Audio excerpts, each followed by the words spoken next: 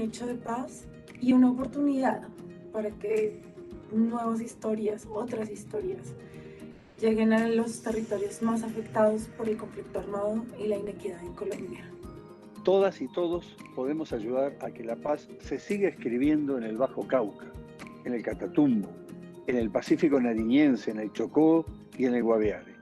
Territorios que sufren graves tragedias a causa de la violencia armada. Únete y dona un libro nuevo o en perfecto estado para que el poder transformador de la lectura llegue a los niños y niñas, jóvenes y adultos de las zonas que más lo necesitan.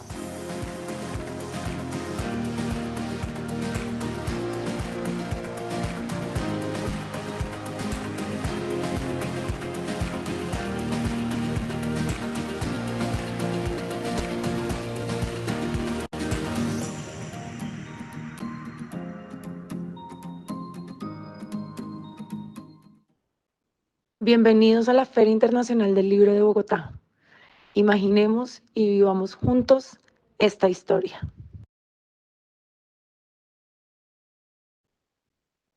Bienvenidas y bienvenidos al lanzamiento del libro Realidades Institucionales en la Construcción de una Escuela Alternativa. Estamos en conexión con la Feria Internacional del Libro de Bogotá, Filbo Digital 2021, y en las redes sociales de la Universidad Surcolombiana, en Facebook, en la @editorial Usco.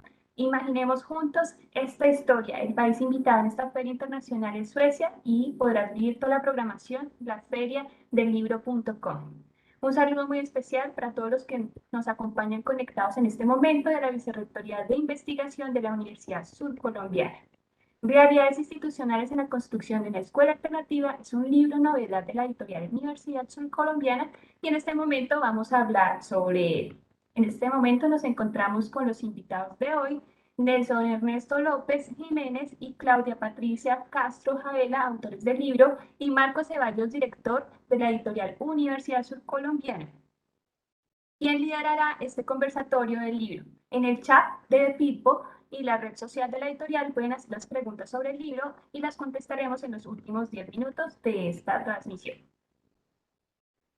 Voy a iniciar con la presentación del profesor Nelson Ernesto López, director del Grupo de Investigación PACA, magíster en Investigación Educativa y Análisis Curricular por la Universidad Pedagógica Nacional, magíster en Dirección Universitaria de la Docencia en los Andes, doctor en Educación de la Universidad del Valle y postdoctor de las Ciencias Sociales, Niñez y Juventud del Consejo Latinoamericano de Claxo, docente además investigador. Y Claudia Patricia Castro, magíster en Educación, área en Profundización, Docencia e Investigación Universitaria de la Universidad Surcolombiana, co-investigadora del Grupo de Investigación PACA, una de las autoras del libro Una Escuela para la Paz, Voces desde la Región Surcolombiana, publicado por la editorial Universidad Surcolombiana. Y aunque no nos acompañe, otro de los autores es Luis Felipe Ramírez Pérez, de la Maestría de Educación en el área de profundización, docencia e investigación universitaria por la Universidad Surcolombiana y docente de aula en la institución educativa La Arcadia en el municipio de Algeciras, Huila, también autor del libro Por una Escuela para la Paz, Voces desde la Región Surcolombiana. Y Marco Ceballos, trabajador social por la Universidad del Valle, magíster en comunicación por la Pontificia Universidad Javeriana, estudiante del doctorado de comunicación por la Universidad Nacional de La Plata y actual director de la editorial Universidad Surcolombiana. Se despide Ana Tulia Sánchez, apoyo a la Vicerrectoría de Investigación, librera de la editorial. Bienvenidos, autores y director de la editorial Universidad Surcolombiana, Marco Ceballos, quien inicia este conversatorio sobre el libro para la pedagogía, Realidades Institucionales en la Construcción de una Escuela Alternativa. Muchas gracias.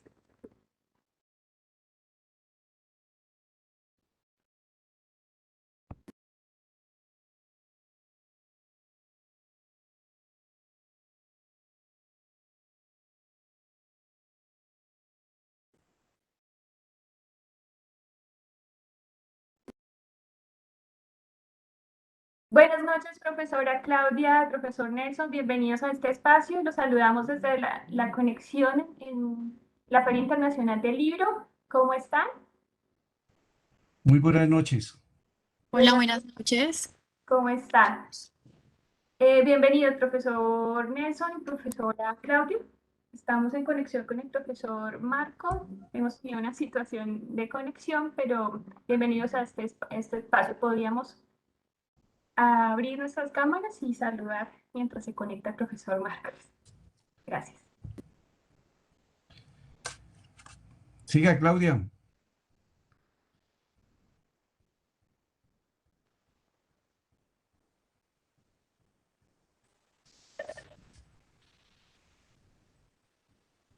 Claudia, bienvenida. Nosotros aquí estamos reunidos para comentar a toda la audiencia el libro que este año estamos en lanzamiento, que es un libro que hace parte de la editorial Universidad Surcolombiana, que hace parte de la región surcolombiana, que hace parte de un complejo, todo un discurso elaborado desde la investigación que desde el grupo de investigación han realizado y que ha tenido esa importancia de mirar y tener ese sentido humano hacia las escuelas y también de leer los contextos sociales.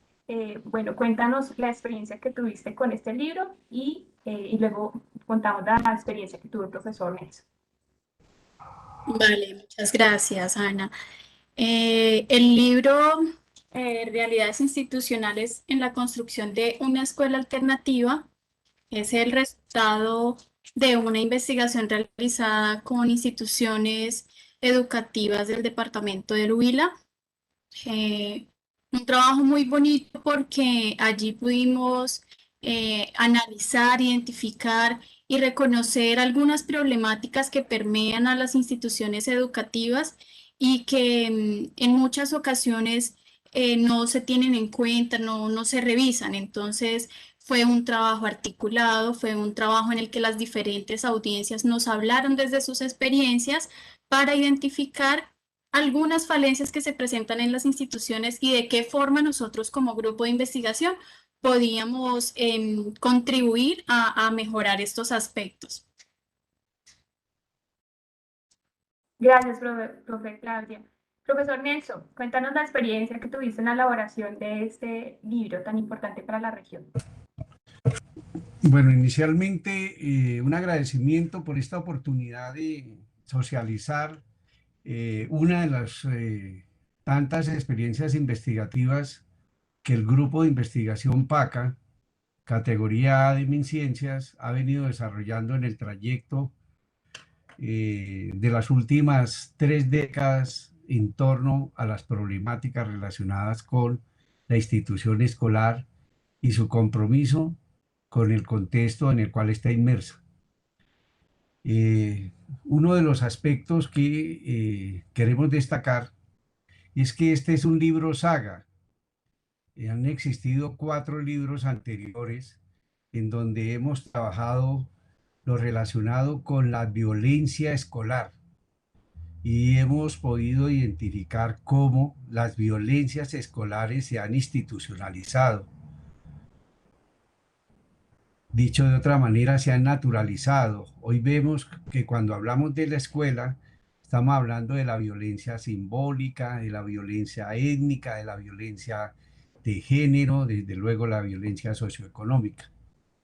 Y eso tiene que ver directamente con una gran preocupación que está relacionada con la permanencia y el abandono escolar.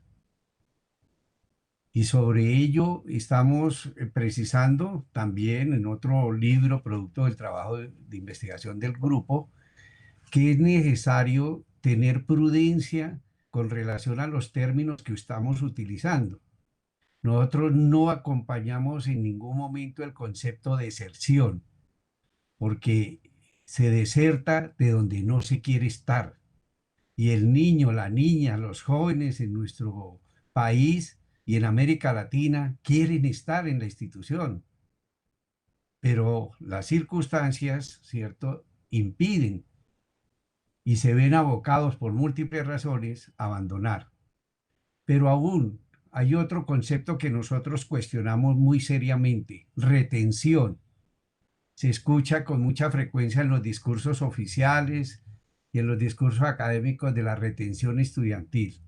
Nosotros precisamos que ese proceso o ese fenómeno no se da, porque no se retiene. Lo que nosotros estamos planteando es que hay ¿cierto? Niños, niñas y jóvenes que permanecen. Y la pregunta es, ¿por qué permanecen? Y comenzamos a analizar algunos factores relacionados con ello. De igual manera, ¿cierto? Estamos trabajando una línea que tiene que ver con las pedagogías críticas y las didácticas alternativas. Y en esa perspectiva señalamos que si queremos transformar la escuela, queremos transformar la institución, hay que conocerla. Y de ese conocimiento tenemos que precisar que hay una realidad singular. Hoy se intenta homogeneizar la dinámica de la institución escolar, pero hemos constatado que hoy por hoy la realidad institucional plantea una característica que es la singularidad. Es decir, hay unas características específicas en las diversas instituciones que al no conocerlas, pues difícilmente muchas de estas medidas de transformación se quedan, ¿cierto?, en un saludo a la bandera, porque no conocemos qué es lo que vamos a cambiar. Por eso lo decía mi colega Claudia, nos dimos a la tarea de hacer inmersión en las instituciones escolares de algunos municipios del departamento del Huila, San Agustín, El Agrado, Garzón, La Plata y obviamente Neiva. Y al hacer inmersión garantizamos un trabajo con la comunidad, una co-construcción, no un trabajo para ni sobre la comunidad, que es lo que ha en estos momentos caracterizado la mayoría de dinámicas, porque todo el mundo intenta, ¿cierto?, solucionarle el problema a una comunidad educativa sin conocerla, sin darle participación, sin hacerla visible, sin conocer cuáles son sus problemas. Entonces, uno de los propósitos que tiene esta publicación, derivada de la investigación, ¿cierto?, alrededor de qué está pasando en la institución escolar, nosotros insistimos mucho en lo siguiente: hay una realidad institucional. Si esa realidad institucional no se conoce, no se analiza, no se caracteriza, pues estaríamos muy distantes de garantizar una escuela alternativa, porque partiríamos del hecho de que queremos cambiar qué, si no la conocemos. Y ese concepto de singularidad tiene que ver con toda una serie de elementos, pero que en el libro lo utilizamos como un pretexto de referencia, que es la firma del Tratado de Paz, la firma del Tratado de La Habana. Vemos en todo el acuerdo que se plantean toda una serie de desarrollos, ¿cierto? Incluso con enfoque territorial, y nosotros señalamos que ese enfoque territorial nos permite avanzar en conocer la institución. Queremos cambiarla, queremos transformarla. Entonces partimos del hecho de conocerla puntualmente. Y sobre esa base, ya en el diálogo podríamos precisar qué hemos encontrado como problemáticas singulares, y también nos aventuramos, el equipo se aventura a plantear una propuesta que permita realmente que un estudio hacia un cambio de la realidad institucional plantee la posibilidad de que sea viable. O sea, no es una ilusión, no es algo que yo quisiera, no es un deseo, sino es una posibilidad concreta cuando identificamos las problemáticas que asisten a las instituciones escolares. Si yo conozco la problemática de las instituciones, yo puedo interpelar esa realidad y poder plantear un proceso de transformación. Si no la conozco, como suele darse en muchas de las políticas públicas educativas de nuestro país, muy poco efecto tienen esa normatividad cuando realmente no lee dicha realidad. Gracias, profesor Nelson. Sí, la lectura del contexto es algo que uno lo ve dentro del libro y hay un acercamiento contextual que mira no solamente el contexto local, nacional, sino que también permite ver un panorama internacional. Y como hablabas ahorita, es mirar también referentes teóricos que acercan hacia la paz, hacia la equidad, pero también hay otros conceptos que se ven muy visibles dentro del libro, que es el de la reconciliación, el de los derechos humanos, el de los enfoques pedagógicos y no solamente los enfoques, sino también las prácticas. Y digamos que en ese sentido, nos gustaría que nos contara, si quieres, podemos empezar con la profe Claudia, ¿Cómo fue ese abordaje teórico para llegar a trabajar con la comunidad y luego ya pudiéramos hablar un poco de con quién se trabajó? Claudia. Sí, Ana, mira, nosotros trabajamos unos referentes que tú acabas de mencionar y en el capítulo número 2 del libro lo mencionamos como referentes teóricos y conceptuales para construir una nueva escuela. Unos referentes que nos parecen muy importantes que deben abordarse en las realidades institucionales, como lo es la paz, la equidad, la reconciliación, el ejercicio de los derechos humanos, que como bien lo mencionaba el profesor Nelson, la escuela vulnera los derechos humanos. Y eso hay que reconocerlo y eso hay que analizarlo. Entonces, esa categoría conceptual se abordó aquí en el libro. Abordamos enfoque pedagógico, las prácticas pedagógicas, que también es muy importante reflexionar cómo está llegando el docente al aula de clase, si está respetando ese derecho que tiene el estudiante, no imponiendo, conversando, llegando a acuerdos. Eso hace parte de una práctica pedagógica alternativa, ¿sí? Apartándonos un poco de ese modelo pedagógico tradicional y dándole paso a un modelo holístico, un modelo pedagógico que converse con los estudiantes, que sea alternativo en la medida que tenga en cuenta las necesidades y los intereses de toda la comunidad educativa, docentes, estudiantes, administrativos, padres de familia que hacen parte importante del proceso de formación. Abordamos la sociología de la experiencia social y permanencia y graduación. Consideramos como equipo de trabajo y de investigación que si no tenemos unas condiciones básicas de paz, de equidad, de reconciliación y de unas condiciones que ofrezca la institución educativa, muy difícilmente podemos hablar de una permanencia del estudiante en las aulas de clase, ¿sí? Como lo mencionamos, es importante que en las instituciones educativas como en las que trabajamos se identifiquen las condiciones académicas, investigativas, sociales, formativas, culturales, para que a partir de allí, de lo que nosotros encontremos, podamos pensar en una escuela que responda a esos postulados de paz, equidad y de reconciliación. Gracias, Claudia.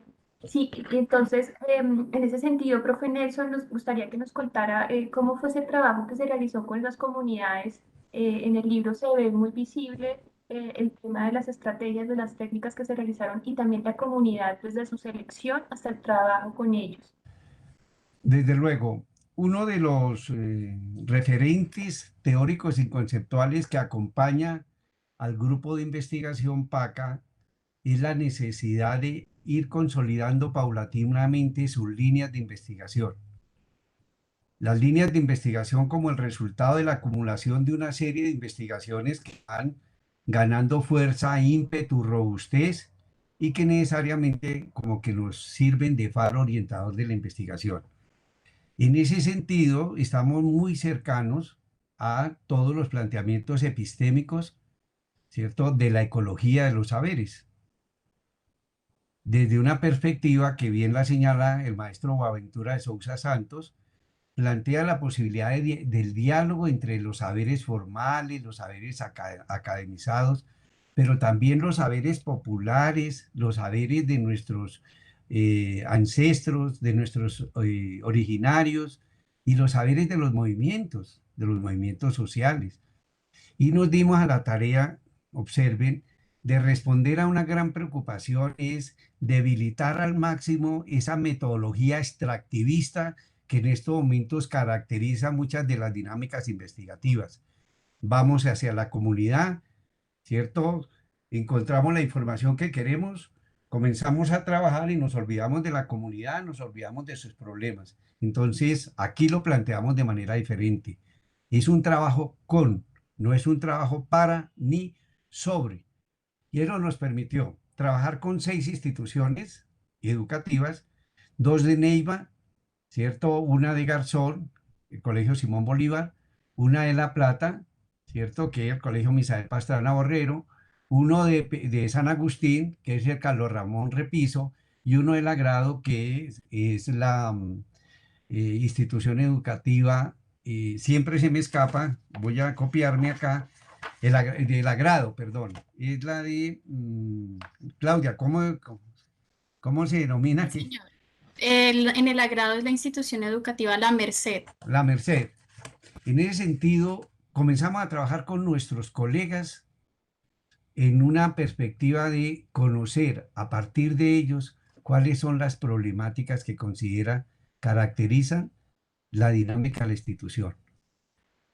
Esas problemáticas también fueron corroboradas con colegas estudiantes del doctorado en educación y cultura ambiental, con colegas de la maestría en educación, con estudiantes de pregrado de la Universidad Surcolombiana, ¿cierto? Cuando justamente a través de una agenda participamos unas discusiones en torno a cuáles son las problemáticas que caracterizan la dinámica de la institución escolar.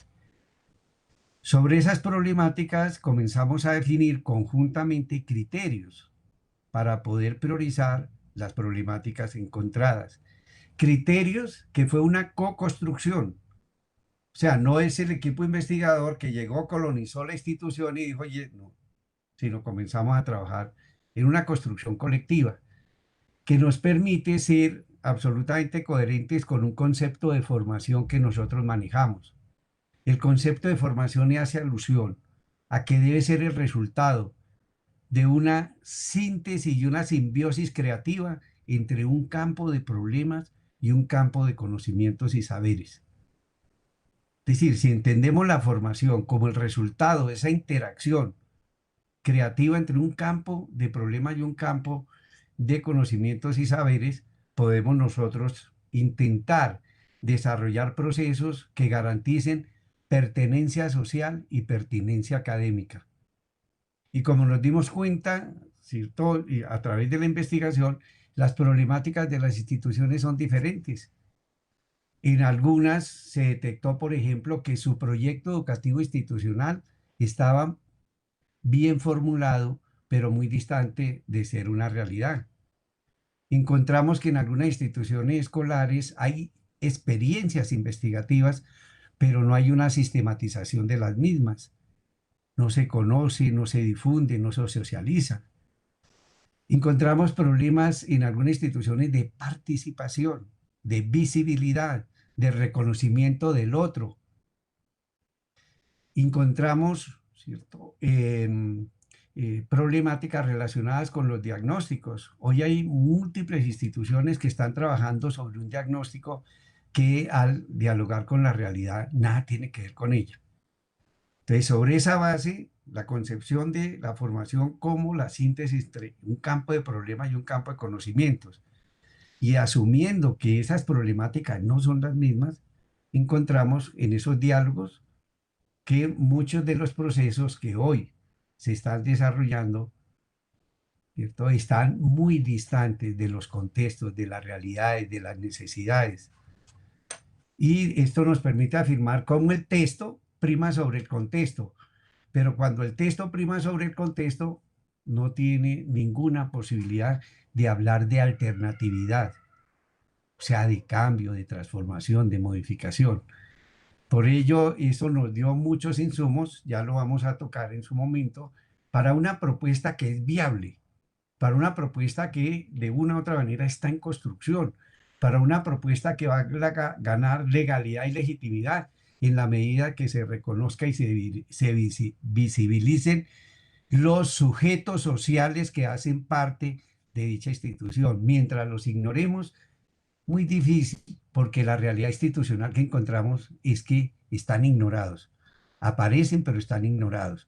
Y podemos también precisar algunos aspectos que expresan esa ignorancia, ese desconocimiento. Hoy por hoy, ¿cierto? En muchos de los procesos encontramos que la función del docente es operar un currículo, es desarrollar una serie de temas, de contenidos. Y la pregunta es, ¿eso es una relación de identidad con ese sujeto social, ¿cierto? O más bien es un desconocimiento de ese sujeto social. Entonces, la inmersión con las comunidades pues nos dieron todas las posibilidades de poder señalar que esas realidades institucionales tienen que ser leídas, tiene que reconocerse la diferencia, tiene que hablar de esa misma diversidad y en esa medida podemos plantear una alternatividad para poder transformarla. En ausencia de esos estudios, ¿cierto? Nos ubicamos en las denominadas reformas educativas que las conocemos, en donde es vía imposición, vía normatividad, que se plantea que la transformación de las realidades institucionales, pero que nos damos cuenta no es un resultado que nosotros podamos defender, podamos argumentar. Gracias, profe Nelson. Y sí, la idea es continuar con este abordaje porque es un libro que desde la mirada de la investigación permite a estudiantes, a profesores, tener una guía de investigar las propias realidades institucionales, las realidades de los colegios, de esas comunidades que integran a la familia, al profesor, a los estudiantes y que hacen parte de este territorio, considerando todo el bagaje, toda la selección territorial que se construyó, que se tuvo en cuenta para esta investigación, en donde el Huila es analizado, es contado desde las escuelas. eh, pues es interesante ver también ese enfoque pedagógico que se propone. Para ello, yo invitaría entonces al profesor Marcos para que retomemos estas preguntas, ya que tenemos una conexión en vivo con él. Muchísimas gracias, profe Gabriel, y muchísimas gracias, profe Nelson. Bueno, pues buenas noches. Pues agradeciendo mucho al profesor Nelson y a la profesora Claudia, la investigadora, por participar con nosotros en este escenario, en este diálogo en torno a la investigación, a investigaciones tan necesarias como son estas sobre las escuelas en los territorios. Escuchando un poco el diálogo que tienen y su investigación, profe Nelson y Claudia, la pregunta que uno se hace es, ¿qué nos pasó? O sea, ¿qué nos pasó en las escuelas de nuestro país para que dejáramos de hablar de la paz, dejáramos de hablar de nuestro contexto, las escuelas se aislaran, ¿cierto? De como ustedes muy bien identifican en su investigación, se volvieran como una institución cerrada a su contexto, sin leer lo que pasa a las familias, sin leer lo que pasa en su comunidad, y empezar a asimilar y construir, como ustedes bien identifican, unos proyectos educativos institucionales que pueden estar muy bien formulados, pero que no se encarnan en las prácticas. ¿Qué nos pasó? ¿Qué nos pasó? ¿Por qué la escuela se nos aisló así, de esa manera? Claudia, ¿quieres? Sí, señor. Bueno, profe Marcos y profe Nelson. Yo quiero hacer alusión precisamente a algo que nos comentaban los profesores en las instituciones educativas cuando íbamos a los municipios, y era justamente esto. ¿Por qué se alejan o por qué no leen las necesidades o las dificultades que hay en su contexto inmediato? Ellos lo manifestaban claramente. Hay unas exigencias por parte del Ministerio de Educación Nacional y por parte de las secretarías en relación con todo lo que tiene que ver con formatos, ¿sí? Parte de su labor como docentes tienen que hacer muchas actividades de orden administrativo. Entonces, eso los aleja un poco también de leer su propio contexto. No podemos generalizar, ¿sí? Que esto de pronto pasa en todas las instituciones, porque bien lo decíamos, cada institución es singular, todas tienen sus propias necesidades, todas tienen, pero algo que ellos dijeron puntualmente es eso. Tienen una sobrecarga laboral en el sentido en que el Ministerio de Educación está pendiente de que los docentes llenen formatos y no lean las realidades y sus contextos. Es decir, nos manifestaban, por ejemplo, nosotros ya no podemos hacer actividades extramuro, ¿sí? Que antes nosotros íbamos, por ejemplo, no sé, a un parque, a la montaña, a conocer algo sobre la naturaleza, sobre el medio ambiente, porque el Ministerio de Educación Nacional nos dice, ustedes no pueden hacer ese tipo de prácticas porque la responsabilidad cae sobre ustedes si al estudiante le pasa algo. Sí, listo, vale.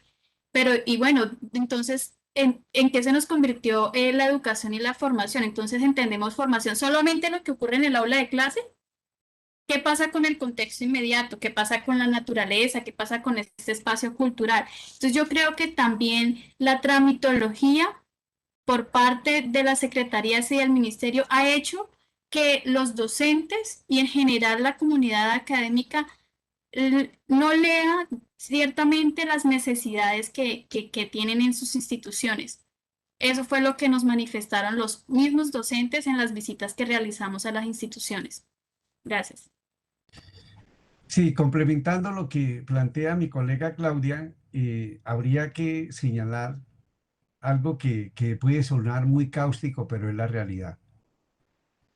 Y es que hoy la escuela está cautiva, está encerrada, está ensimismada, pero no porque exista un querer de los sujetos sociales que hacen parte de ella, sino que hoy la heteronomía se ha convertido como el paradigma que conduce las dinámicas escolares. Y lo que señala Claudia es que se está respondiendo a toda hora a exigencias externas, que es necesario entrar a entregar una información de la cantidad de horas que se utilizan para, etcétera, simplemente para, lo decían ellos, nos volvemos, no somos docentes, sino formatólogos, ¿cierto? Es llevemos formatos tras formatos. Entonces la escuela hoy, ¿cierto? Está cautiva y se ha convertido, digamos, en una isla que no penetra la realidad, no la lee, no la interpreta. Un ejemplo que encontrábamos en algunos de los trabajos que ha realizado el PACA tiene que ver con lo siguiente. Hoy la escuela está tan enclaustrada que en un trabajo que se hizo con comunidad para preguntarle, ¿cierto?, a algunos sujetos sociales que están cercanos a la institución, ¿qué es la institución?, se encontraban definiciones como estas, ¿cierto? Y es el sitio donde por la mañana se abre y llegan muchos niños y a determinada hora cierran. Y después a las 5 o 6 horas abren. Pero bueno, no, nosotros no sabemos nada de la escuela porque vive cerrada. Yo creo que eso nos pasó el hecho de que la heteronomía se convirtió, digamos, como el lineamiento para poder, ¿cierto?, entrar a decir que hay una dinámica escolar. Pero esa heteronomía niega la realidad, la niega, la homogeniza, la estandariza. Por ejemplo, uno encuentra que hoy las pruebas saber, ¿cierto?, esas pruebas censales, esas pruebas que de una u otra manera están definiendo niveles de calidad. ¿Cómo pensar en una prueba censal cuando somos un país pluriétnico, multicultural, un país de regiones, un país con una desigualdad absolutamente evidente? Y sin embargo, una misma prueba para todo el mundo, generalicemos y resultados de la prueba, entonces decimos, estos son superiores, estos son medios y estos son inferiores. Y lo que le decíamos a la entidad que regula dicha prueba, bueno, pero ¿y qué le pasa a una institución que, cierto, la caracterizan como inferior? ¿O qué le pasa a una institución como media? ¿O qué le pasa a una superior? Hay un trabajo para que pueda ascender de lo inferior a lo medio y de lo medio, no, simplemente se convierte en un dato estadístico para señalar que hay unas taxonomías y hay una categorización. Y esa categorización en más de una ocasión sirve como un referente para poder entrar y penetrar el mercado. Somos nivel superior, ¿cierto?, institución, por lo tanto los derechos académicos pueden definirse de esta manera. En ese sentido, no se le ha permitido, se ha enclaustrado a la institución y lo veíamos con los profesores, ellos tienen un ímpetu, quieren hacer cosas, pero nos decían en el agrado algo que nos llamó mucho la atención. Profe, si yo voy a desarrollar una práctica con toda esta naturaleza ahí al lado, fundamental, tengo que firmar un documento en donde asumo la responsabilidad si se presenta alguna novedad. y yo no quiero meterme en problemas, entonces lamentablemente no hacemos la práctica y trabajamos desde otra perspectiva.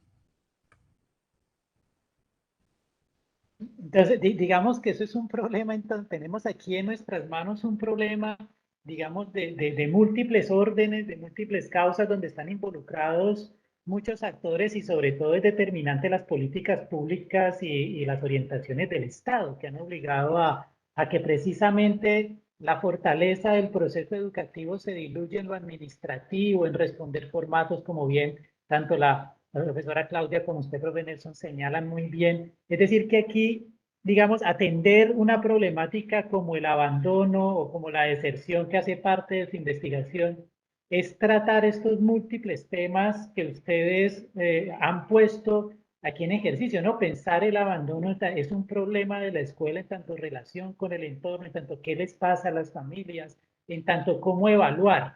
En anteriores presentaciones hablamos mucho presente de eso de la evaluación que usted toca, digamos, cómo es en una estandarizar las evaluaciones. Es una cosa harto difícil. Entonces, aquí hay un primer panorama para que ustedes nos revelan sobre la complejidad de pensar la escuela y por qué la escuela se ha ido encerrando en sí misma, pero que eso es un problema que no es de la escuela, sino que es también de una comunidad y de un Estado que han obligado a asumir la educación de ciertas maneras. Hay otro elemento, Claudia y profesor Nelson, que me llamó mucho la atención en sus conclusiones antes de pasar a la propuesta que ustedes han venido elaborando ya desde algún tiempo, y es esta idea de que pareciera ser que no hay modelo educativo o las escuelas y sus profesores no se piensan, digamos, un poco más detenidamente los modelos pedagógicos, perdón, que tienen sus escuelas, es decir, conocen autores, referencian nombres, han leído efectivamente nuestros docentes, pero a la hora de que esos modelos pedagógicos se apliquen, pues pareciera ser que no hay como una relación ahí de consecuencia. Hay un problema de formación de nuestros docentes hoy para pensar modelos pedagógicos aplicados a los contextos nuestros. Profesor Claudia y profesor Nelson. Arranquemos contigo, Claudia. Gracias, profe Marco. Sí, de hecho, en el trabajo de campo evidenciamos algo y es que, bueno, antes de nosotros acercarnos a la comunidad académica de las instituciones, solicitamos con el permiso pues de la rectora o de los rectores nos facilitaran el PEI de la institución para nosotros poder llegar allá y saber, bueno, cuál es su modelo pedagógico, todo lo relacionado con la institución. Entonces nosotros revisábamos cuál era el modelo pedagógico que estaba ahí planteado y a partir de allí pues preguntábamos, no, bueno, profe, ¿cuál es el modelo pedagógico que aquí en la institución se plantea? ¿Cuáles son sus prácticas? Y la sorpresa es que en algunos PEI están claramente definidos, pero en la práctica hay algunos docentes que no los conocen. ¿Cuál es el modelo pedagógico? No, no sé. No, yo vengo a clase y ya, pero yo no me oriento a través de ningún modelo pedagógico. Entonces, nosotros decíamos, bueno, pues si en el PEI está definido, porque en la práctica no se lleva a cabo. Entonces, el trabajo precisamente abordó eso. Lo que esté en el PEI debe ser de conocimiento de los docentes. Se supone que el PEI es la carta magna que dirige la institución, entonces, bueno, hay que apropiarnos de él. Si acá hay un modelo pedagógico, entre todos los docentes y la comunidad académica, analicemos si es el pertinente de acuerdo a nuestro contexto. No vamos a plantear o a copiar un PEI de otra institución en otro departamento cuando, por ejemplo, el municipio de La Grado tiene unas particularidades, está en un contexto específico.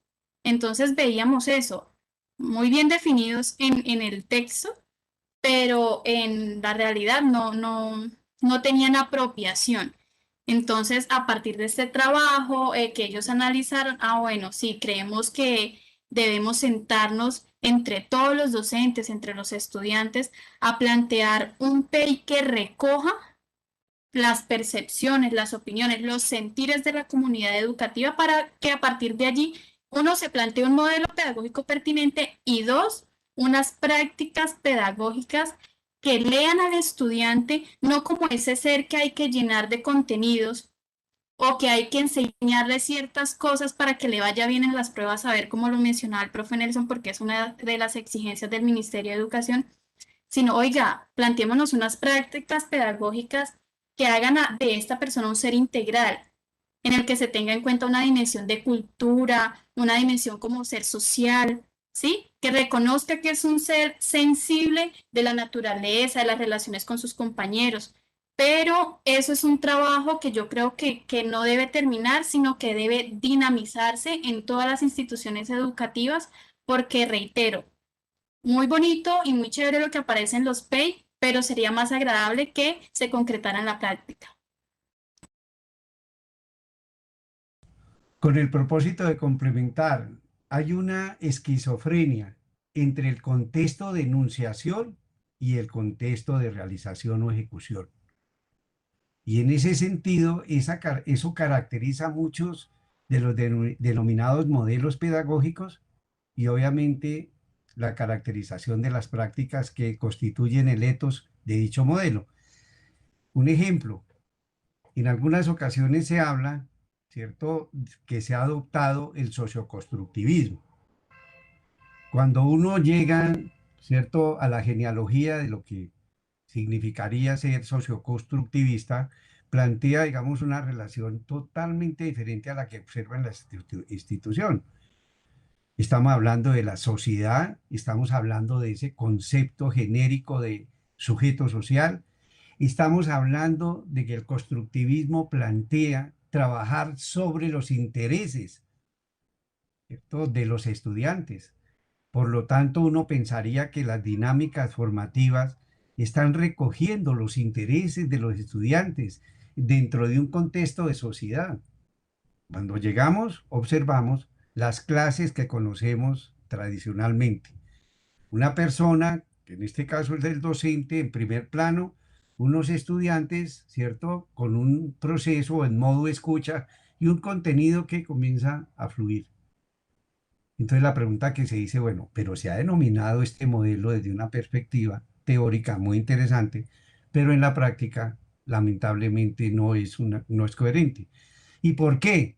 Vuelvo a insistir en la heteronomía. Observen que la ley 115, la Ley General de Educación, le plantea a través de un decreto específico, el 1860, que toda institución debe tener un proyecto educativo institucional. Resulta que sí, todas las instituciones lo tienen, pero el problema no es tenerlo, sino que el problema es que el PEI sea el orientador, el que dinamice, el que dé la singularidad, la identidad. Y resulta que muchos PEI en nuestro país, e incluso en América Latina, porque hay algunos países que tienen una situación muy similar, se ha convertido en un requisito.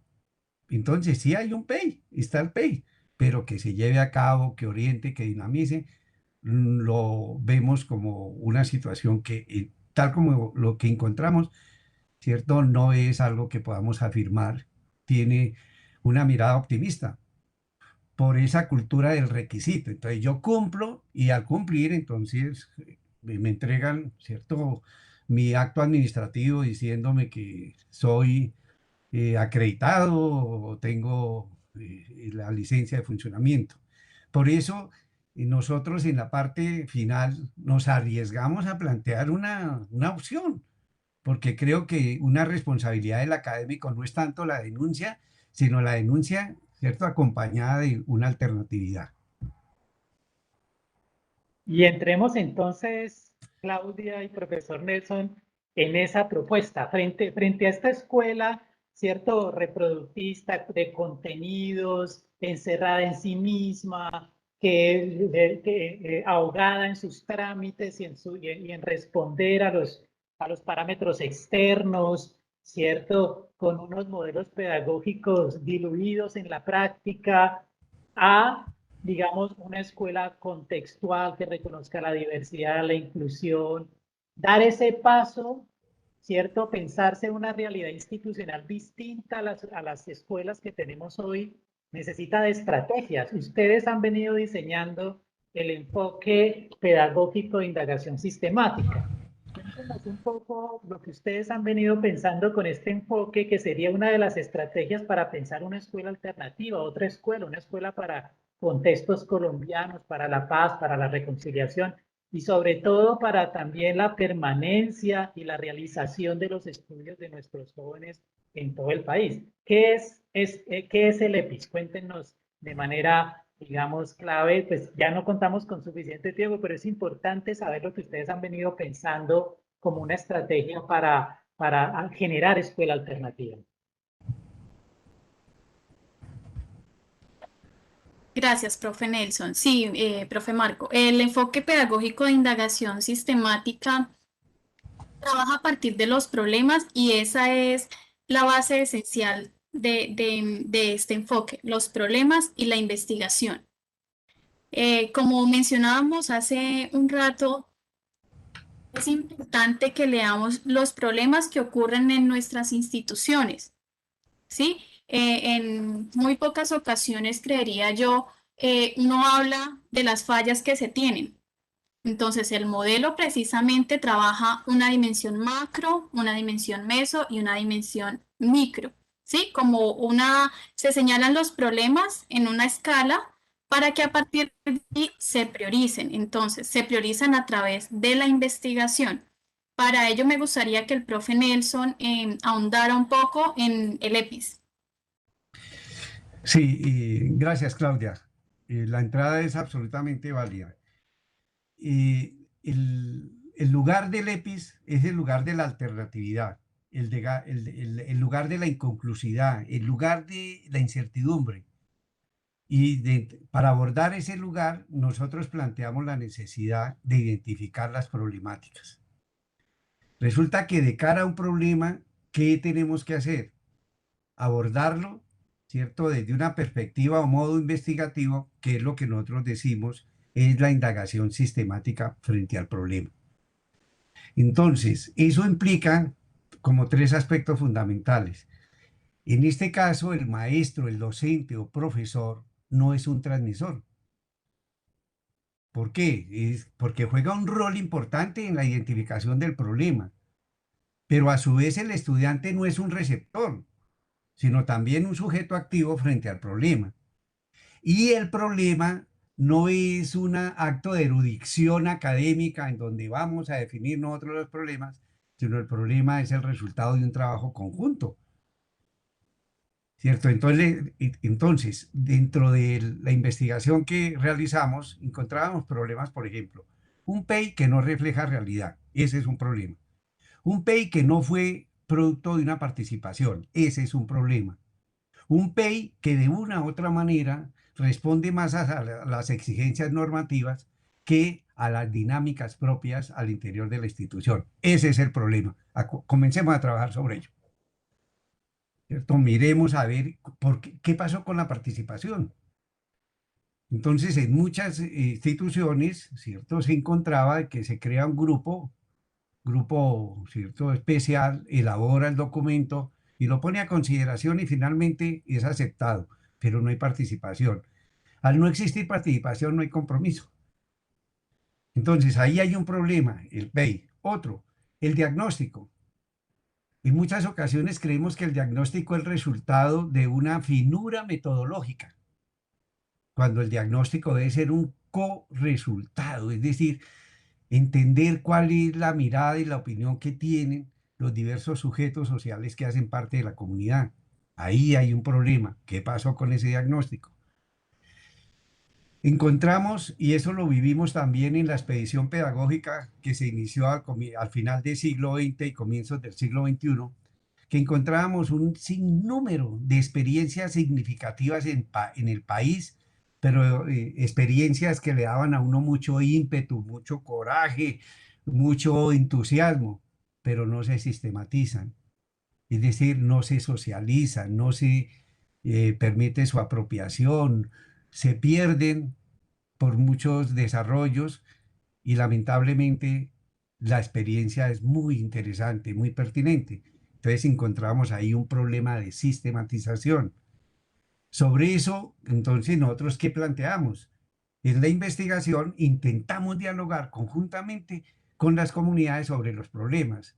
En el agrado discutíamos sobre el contexto, sobre el diagnóstico. Entonces veíamos la validez del diagnóstico en un horizonte temporal. Si fue un diagnóstico que permitió la estructuración de un PEI, pero el diagnóstico fue hace 2 décadas, hay muchas situaciones que se dieron en el departamento, justamente ahí en la región, y veíamos, por ejemplo, los efectos de la represa del Quimbo, que le cambió el panorama a dicho municipio.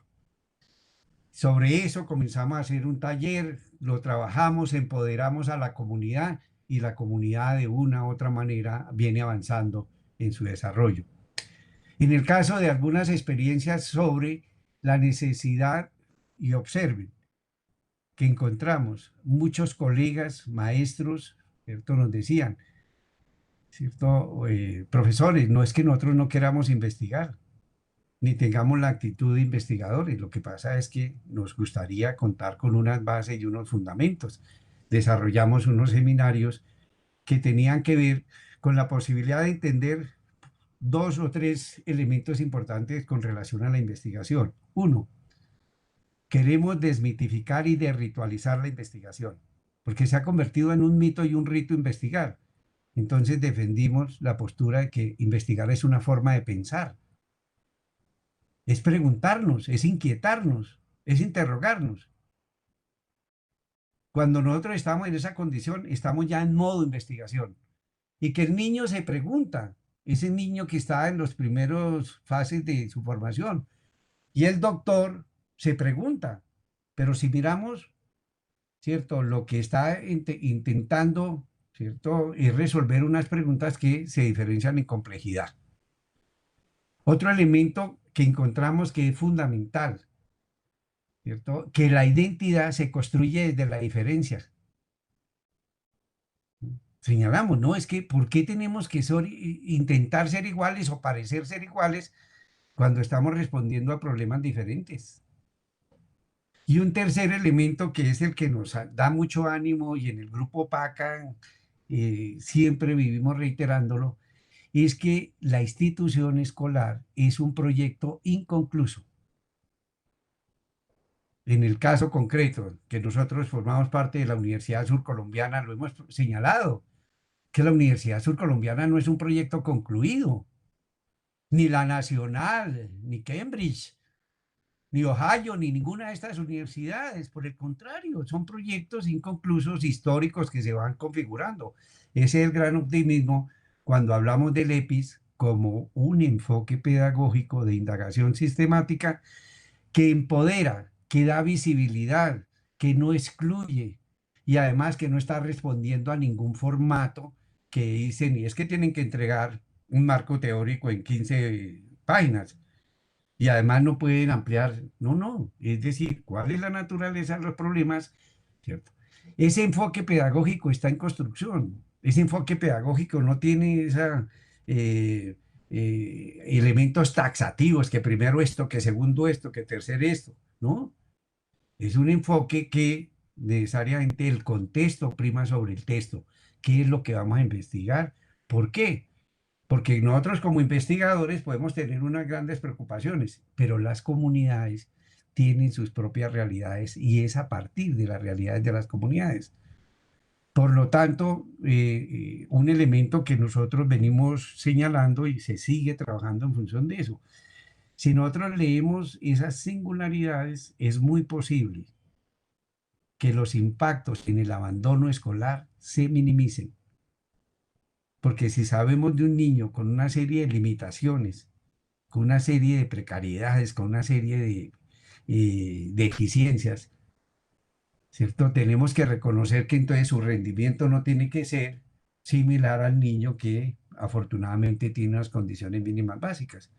Entonces humanizamos la formación, le damos vida, le damos, si se puede decir, sentimiento al conocimiento.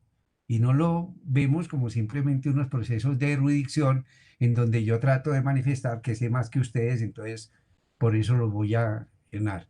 Justamente nos pareció muy oportuno este lanzamiento y esta socialización en los 100 años de Freire. Estamos hablando del centenario de Paulo Freire que nos decía algo muy fundamental en este concepto de co-construcción, y es que nadie enseña a nadie, sino que es una realidad que nos permite. Entonces el enfoque viene ganando fuerza, ya lo hemos tenido en algunas universidades, en algunas instituciones, y seguimos planteando de que esa fuerza y esa consolidación depende de la manera como podamos convocar, no imponer, sino convocar, ganar, plantear la posibilidad de encontrarnos, de construir, de co-construir. Y esa es uno de los elementos que creo nos van a permitir seguir trabajando investigaciones en ese campo. Gracias, profe Nelson. Profe Nelson y Claudia, tenemos una pregunta del público que consideran importantes las escuelas y las dinámicas, así como su relación con el contexto. En ese sentido, el libro propone un enfoque pedagógico de indagación y dice que nos recomienda a los profesores de escuelas públicas para integrar el enfoque en la realidad que está actual, la virtualidad. Y cerramos porque tenemos 2 minutos para cerrar este espacio que ya se nos acabó el tiempo. Bueno, voy a hacer una intervención rápida y el profe de pronto complementa. Yo creo que el tema central y el problema aquí, como lo menciona la persona, es la virtualidad. Entonces, a partir del enfoque pedagógico de indagación sistemática LEPIS, planteamos la virtualidad y qué problemas se han derivado de ella.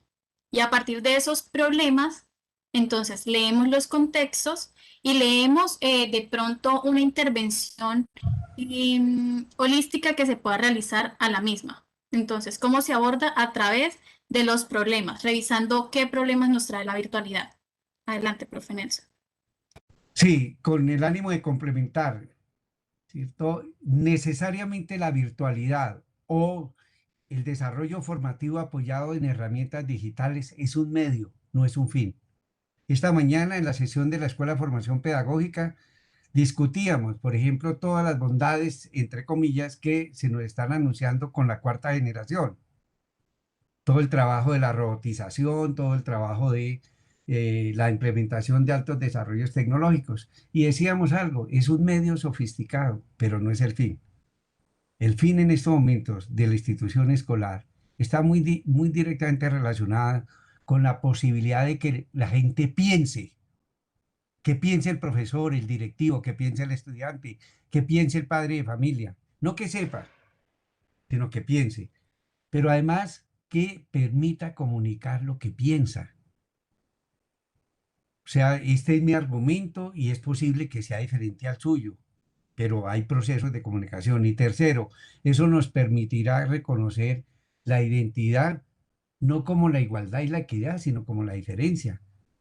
Entonces, y lo hemos planteado en algunas reuniones también con los colegas de la DID y con los colegas de educadores del departamento del Huila y de algunas partes que hemos tenido la oportunidad de trabajar con ellos. Es esto, hoy por hoy, ¿cierto? Abocados en la situación que vivimos de contexto mundial producido por la crisis sanitaria originada por el COVID, es necesario entender que en la medida que nosotros permitamos, a través de la utilización de todos los medios, que la persona pueda construir su propio juicio analítico en torno a los desarrollos, nosotros estamos avanzando.